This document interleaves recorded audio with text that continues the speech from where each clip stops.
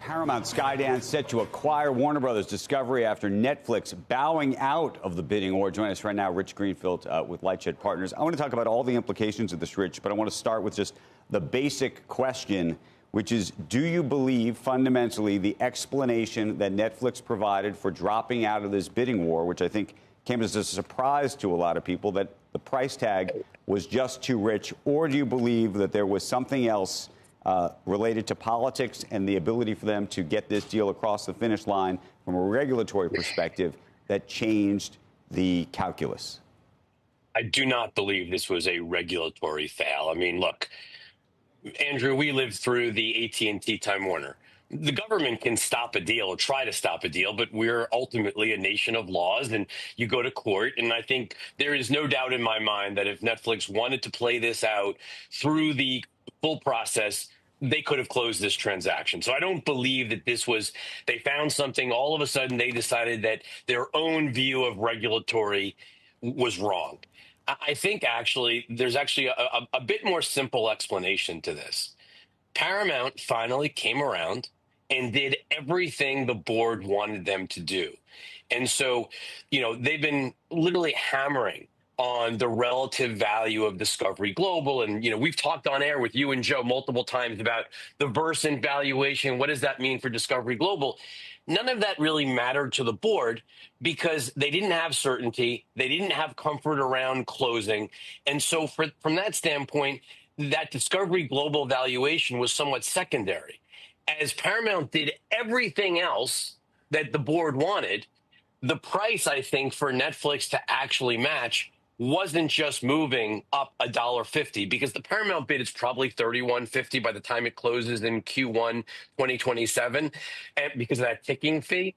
So I think it wasn't just moving up $1.50; it was probably moving up $3. I think that's sort of the body language I get is that the board was going to want more than just that $1.50 tweak, and so not to mention I think Paramount would have gone higher.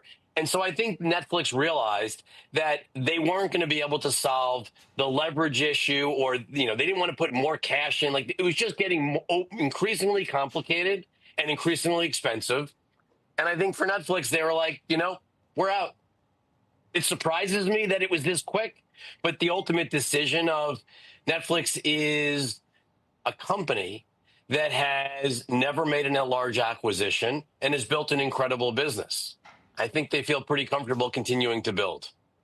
And is your sense that, so you don't believe, I'm not, by the way, suggesting to you that they wouldn't have won a case against the Department of Justice. I think the question that I'd ask is, do you think that there were signals sent in the last week that changed any of the balance of thinking? Obviously, Ted Sarandos was at the White House yesterday, spoke to Pam Bondi, according to the reporting, and others, not the president, you know, individually, and may have gotten some signals even prior to that meeting. Maybe some of the Susan Rice commentary to say, you know what, it's going to cost us more. We're going to be in the crosshairs for a very, very long time. It's going to, or do you say they always knew they were going to be in the crosshairs, and so that's not even part of the calculus?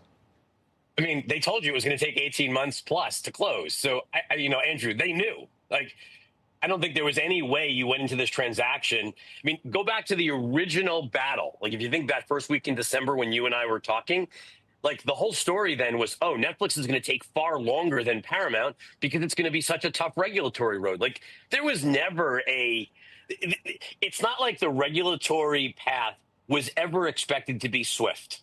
And look, to be honest, I still wonder how fast it's going to be, even for Paramount. I mean, you are merging two studios. There is going to be major bloodshed. You know, California's AG has already come out. Like, I actually wonder whether this could take a bit longer to close. And look, that's going to be a big issue for Paramount because they just bought Paramount, meaning Skydance. They want to get their company sort of set so they can build for the future. So the faster this closes, the more they can sort of build a unified strategy. Now the question is, how long is this going to take? When you start to think about sort of the next steps for Paramount, we were talking to Tom Rogers earlier, you know, given the amount of debt that they're going to be taking on to do this, do you think that there's assets that get sold? How do you think this re-scrambles the chessboard of the media world? Oh, I think do they do a large equity offering right after closing? I think being this levered, yes, there's lots of synergies, but we've seen the media space struggle with go back to the original Warner Brothers Discovery transaction, or when Warner Media merged with Discovery, the synergies never really materialized because the core business, the linear TV business, eroded faster. And so that's going to be the challenge here: is how fast can they actually delever? Do you need to do an equity offering to sort of, not, I wouldn't say protect themselves, but certainly give themselves more breathing room? I mean, being this levered, certainly hampers your flexibility. And so I think the faster they can delever this company, the more they can invest. The thing that was so exciting about Skydance buying Paramount, last year was having a far less levered. I mean, Andrew, you and I have followed Paramount and the predecessor Viacom for so long.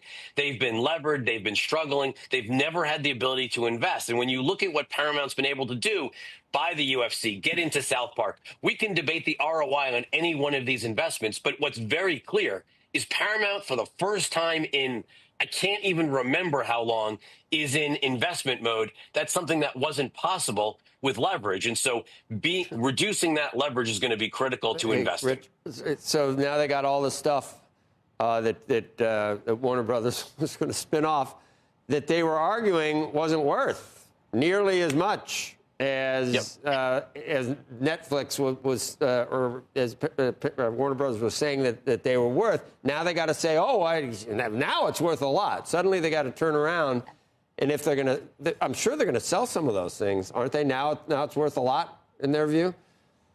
I mean, look, there are certain assets I could imagine them selling that are non-core. I mean, look, your own, Mark Lazarus, who is the CEO of Versant, I think the two of us were on air a few weeks ago when you formally launched, and I made a comment about, something like the Food Network, which isn't core to, certainly wouldn't be core in my mind to Paramount. Could that be sold? Sure. I mean, there are individual assets, Joe, but I would actually take a slightly different tact.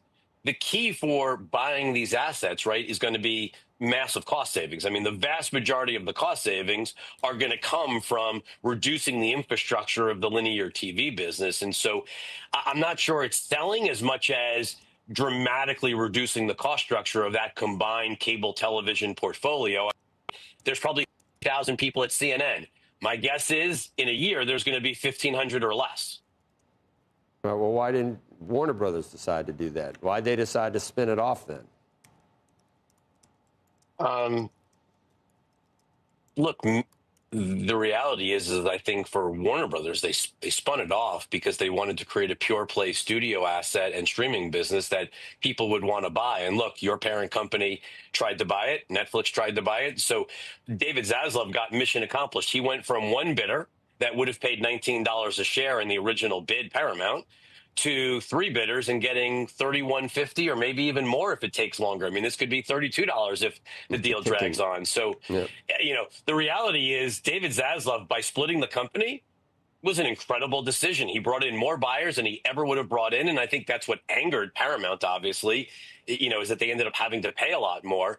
But look, splitting the company even here, I don't think it's possible because you've got too much leverage on day one. You can't do that after this transaction.